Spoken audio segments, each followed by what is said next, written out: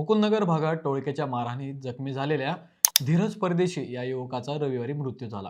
मृत्यूची माहिती पसरताच शहरात तणाव निर्माण झाला. हा तणाव अजूनही कायम आहे.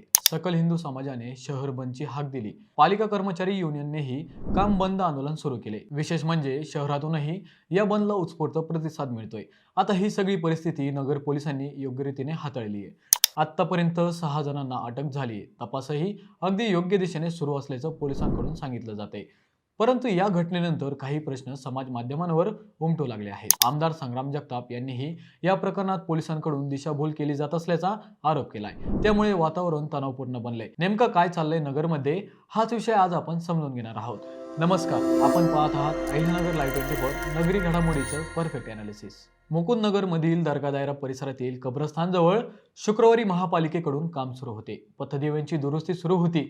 या कामांसाठी महापालिकेचे कर्मचारी व कंत्राटी कर्मचारी पोलवर चढून दुरुस्ती करत होते. यावेळी कंत्राटी कर्मचारी धीरज परदेशी यांच्यावर अचानक एकाच जमावाने जीवघेणा हल्ला केला. या हल्ल्यात धीरज याच्या डोक्यासह शरीरावर गंभीर दुखापत झाली. मारहाण करून आरोपी पसार झाले. त्यांनी धीरज यांना मारहाण का केली ते अद्याप समजू शकलेलं नाही. पण या मारहाणीनंतर धीरज यांना रुग्णालयात दाखल करण्यात आलं.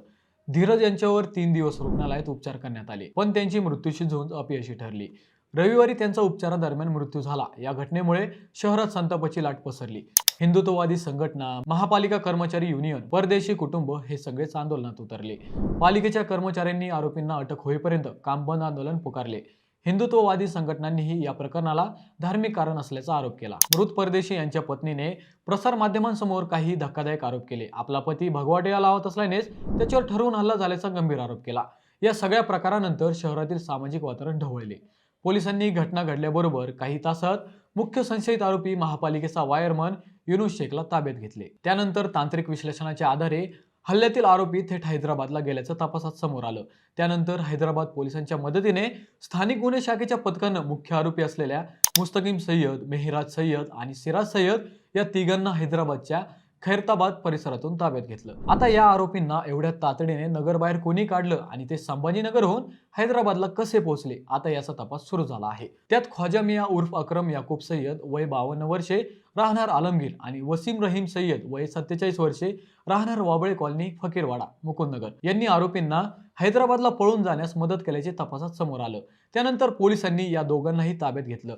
आता एकूण 6 आरोपी पोलीस कोठडीत आहेत. घटनेनंतर 72 तासात पोलिसांनी तातडीने पावले उचलत आरोपी जेरबंद केले आहेत. आता या प्रकरणाचं नेमकं खरं कारण काय याचा गुंता सोडवण्यात पोलीस मग्न आहेत. पण हे सगळं सुरू असताना मृताच्या कुटुंबियांनी व आमदार संग्राम जगतापांनी घेतलेल्या काही शंकांनंतर वातावरण पुन्हा तणावपूर्ण बनलं आहे. ही घटना अचानक घडलेली नसून ती पूर्वनियोजित कट असल्याचा आरोप केला गेला. महापालिकेच्या वायरमनने फोन करणे, त्यानंतर विशिष्ट परिसरात बोलावून घेऊन अचानक हल्ला करणे, हल्ल्यात शस्त्रांचा वापर करणे, हल्ल्यानंतर लगेच घटनास्थळावरून पसार होणे, पोलिसांची नाकाबंदी असूनही सुरक्षितपणे संभाजीनगर व त्यानंतर हैदराबादला पोहोचणे, ही सगळी साखळी संशयास्पद आहे. धीरज परदेशी हत्याकांडातील घटनाक्रम आणि त्यांच्या हत्येमागील कारणांचा पोलीस सध्या अत्यंत बारकाईने तपास करत आहेत. अधिकृत पोलीस तपासातील प्राथमिक माहिती, प्रत्यक्षदर्शींचे जबाब यांची सांगड घातली जात आहे. ही अचानक घडलेली घटना नसून तो पूर्वनियोजित कट आहे. हे आरोप काही अशी सत्य वाटते असे पुरावेही समोर येत आहेत. आता या सगळ्या घटनेत शंका घेण्यासारख्या बऱ्याच घटना घडल्यात. मुख्य संशयित युनुस शेख आणि हल्लेखोर सय्यद बंधू यांनी ज्या प्रकारे गुन्ह्यानंतर अवघ्या 24 तासात नगरबाहेर पडून थेट हैदराबाद गाठले हे शंकास्पद आहे. पळून जाण्यासाठी आरोपींनी मोठी साखळीच वापरली असेल हे नक्की आहे. त्यावरून या हत्येमागे केवळ सामान्य वाद नसून थंड डोक्याने विचारपूर्वक केलेला कट असल्याच्या शंका आहेत. शिवाय अहिल्यानगर, संभाजीनगर आणि थेट हैदराबाद पर्यंतची एक साखळी या कटात सामील असल्याच्याही शंका येऊ लागल्या आहेत. पोलीस अधीक्षक मुमक्का सुदर्शन यांनी स्पष्ट केले आहे की पोलीस सर्व बाजूने तपास करत आहेत. आरोपींच्या मोबाईल कॉलचे रेकॉर्ड आणि फॉरेन्सिक पुराव्यांच्या आधारे हा कट नेमका कोणी आणि का रचला याचे अंतिम सत्य लवकरच न्यायालयात सादर केले जाईल असेही सांगण्यात येत आहे. आता या सगळ्या प्रकरणात काही प्रश्न उपस्थित होत आहेत. हे हत्याकांड अपघाताने घडले की पूर्वनियोजित कटाने घडले याचा तपास व्हायला हवा. यामागे नेमका कोण मास्टरमाइंड दडला आहे हे समोर यावं. पोलीस जुन्या वादाचा संदर्भ देत असले तरी आमदार जगतापांनी व कुटुंबियांनी केलेल्या आरोपाच्या अँगलनेही तपास केला जावा. युनुस शेख सारख्या सगळ्याच कर्मचाऱ्यांची चारित्र्य पडताळणी व्हावी. अवघ्या 24 ते 48 तासात आरोपी अहिल्यानगरमधून थेट हैदराबादला कसे पोहोचू शकतात या प्रकरणात शहरातील अनेकांनी मदत केल्याच्या शंका आहेत.